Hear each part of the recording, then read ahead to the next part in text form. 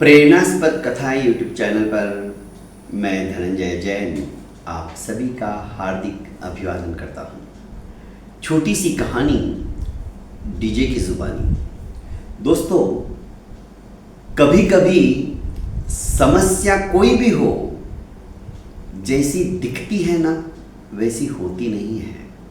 हम उसे अपनी कल्पना से इतनी बड़ी बना देते हैं कि हम चाहकर भी उस समस्या को सुलझा नहीं पाते हैं। इसलिए समस्या कैसी भी हो, कोई भी हो, हिम्मत से, बुद्धिमत्ता से उसे यदि हम सुलझाने की कोशिश करें तो शायद वो समस्या हमारे सामने तुच्छ होती है, नगण्य होती है। एक छोटी सी कहानी के माध्यम से आपको मैं अपनी बात बताना चाहूँगा आज।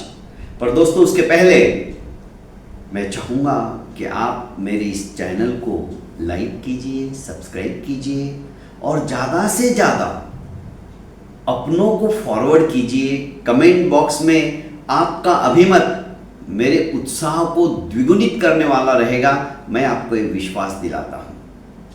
तो दोस्तों, 1 मिनट लगेगा लाइक का बटन दबाने के लिए और कुछ अपनी भावना को अभिव्यक्त करने के लिए जरूर कीजिएगा। दोस्तों, एक राजा था। वो राजा हमेशा अपने नगर की प्रजा में जो बुद्धिमत्ता के धनी ऐसे नौजवान हैं जिनकी प्रतिभा छुपी हुई है, उनको उजागर करने के लिए नित नए कुछ ना कुछ ऐसे आयोजन किया करता था, सबको आश्चर्यचकित कर देते थे। एक बार उसने सभी नवयुवकों को बुलाया और कहा कि मैं एक ऐसी प्रतियोगिता आपके सामने रख रहा हूं और उस परीक्षा के अंदर जो उत्तीर्ण हो जाएगा उसे मैं अपना आधे राज्य का उत्तराधिकारी बना दूंगा। सभी नौजवानों में बेहद खुशी थी, पर शर्त क्या है? राजा शर्त बिना बताए जो भी इस परीक्षा के अंदर भाग लेना चाहता है वो मेरे साथ आइए। राजा उन्हें नगर के बाहर एक सुंदर भवन बनाया हुआ था, वहां पर लेके गया। भवन का दरवाजा, मेन दरवाजा बंद कर दिया गया। एक बहुत बड़ा हॉल था और उस हॉल के अंदर सभी को संबोधित करते हुए राजा ने कहा कि देखो, इस हॉल से निकलने के लिए जिस रास्ते से हम आए, मेन दरवाजा उसी रास्ते में है। जो ये शर्त, जो ये प्रतियोगिता जीतना नहीं चाहता है, इसमें हिस्सा नहीं लेना चाहता है, वो मेरे साथ वापस मेन दरवाजे से बाहर आ जाएगा। पर जो इस प्रतियोगिता में भाग लेकर जीत कर दिखाएगा, उसी को मैं आधा राज्य का उत्तराधिकारी बनाने वाला हूं। शर्त यह है कि इसके पूर्व दिशा के अंदर जो दरवाजा खुलता है उस तरफ भयंकर जंगल है और खाई भी है। इतनी भयंकर खाई है दरवाजा खोलते ही कि वो यदि गिरा तो गया, क्योंकि चलने का भी रास्ता नहीं है। दरवाजा खुला, सीधा नीचे।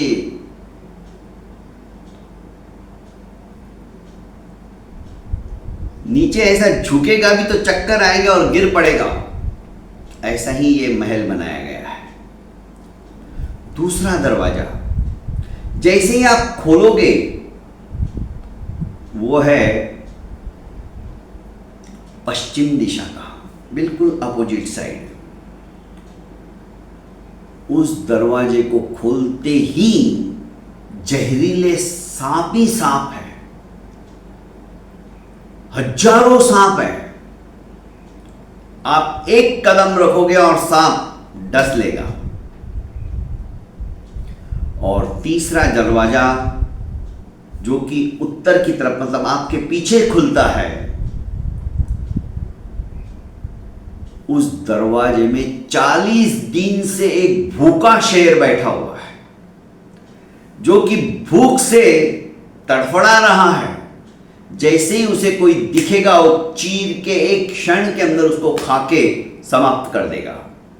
इन तीनों दरवाजों को पार करके जैसे तैसे अपनी जान बचाकर जो वापस मेरे पास आएगा उसे ही मैं अपने आधे राज्य का उत्तराधिकारी घोषित करने वाला हूं। सबने बहुत दिमाग लगाया आधे घंटे तक, पर कुछ निर्णय नहीं कर पाए। सबने देखा कि मरना तो सुनिश्चित है, क्यों अपनी जिंदगी को बर्बाद किया जाए। 99% एक व्यक्ति को छोड़कर सभी मेन दरवाजे से इस प्रतियोगिता में हिस्सा नहीं लेने के लिए रवाना होने लगे। राजा भी उसी रास्ते से बाहर आ गया। एक लड़का जो कि 22 वर्ष का था वो रुका रहा। राजा ने कहा, क्यों तुम्हें डर नहीं लग रहा है? क्या तुम्हें विश्वास है तुम इन तीनों दरवाजों में से किसी एक दरवाजे को पार करके संकट का सामना करते हुए वापस मेरे पास आ जाओगे? उसने कहा, हाँ राजन, मैं इन तीनों दरवाजों में से किसी एक दरवाजे को खोलकर कैसी भी परिस्थिति क्यों ना हो उसका सामना करूंगा और आपके पास आ जाऊंगा। राजा बड़ा खुश हुआ। दरवाजा बंद कर दिया गया। अब करीब 1 घंटे के पश्चात ये लड़का उन्हीं 3 दरवाजों में से एक दरवाजे को होकर बाहर निकल आया। सब इंतजार कर रहे थे। तालियों की गड़गड़ाहट के साथ इसका स्वागत किया गया। राजा जैसे ही उसको अपने आधे राज्य का उत्तराधिकारी घोषित करने वाला था, घोषणा के पूर्व उन्होंने पूछा कि तुम कौन से दरवाजे से आए? उसने कहा, मैं तीसरे दरवाजे से आया, जिसमें 40 दिन से भूखा शेर की आपने बात कही थी। तो क्या तुम्हें शेर ने खाया नहीं? उसने कहा, नहीं राजा। कैसे? सभी के कान सुनने के लिए खड़े हो चुके थे कि ये चमत्कार कैसे हुआ। उस लड़के ने कहा कि आपने तीनों दरवाजों के बारे में बताया। पूर्व दिशा का दरवाजा खोलेगा तो वहां पे गहरी खाई है, उसमें गिरा तो मरना सुनिश्चित है। पश्चिम दिशा का दरवाजा खोला जाएगा तो उसमें जहरीले सांप है, पर उत्तर दिशा का दरवाजा खोलोगे तो वहां पे 40 दिन से भूखा प्यासा शेर बैठा हुआ है।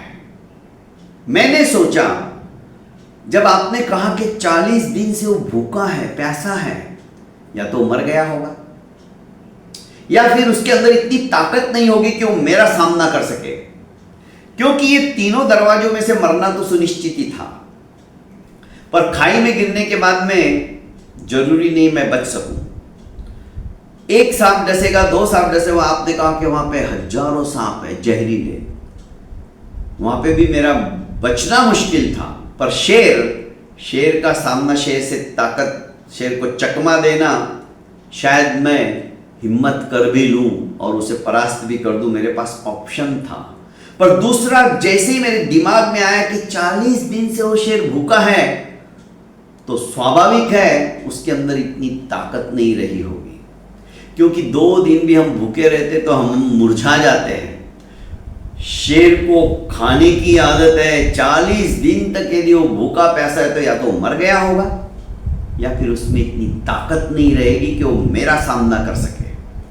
यही सोच के मैंने उत्तर का दरवाजा खोल लिया और मैंने देखा तो शेर सचमुच में मरा हुआ था और मैं सीधा आ गया। सबने तालियां बजाई और सोचने लगे, ऐसे विचार हमारे मन में क्यों नहीं आए। दोस्तों, मैंने आपको पहले ही कहा, समस्या ऐसी कोई भी हो बड़ी नहीं होती, उसे बड़ा हम अपने विचारों से बना देते हैं। तनिक चिंतन कीजिए और पॉजिटिव सोच रखिए, देखिए रास्ता स्वयं आपको मंजिल तक पहुंचाने में कामयाबी दिलाएगा। बहुत बहुत धन्यवाद दोस्तों, प्रणाम। मिलते हैं कल फिर इसी वक्त।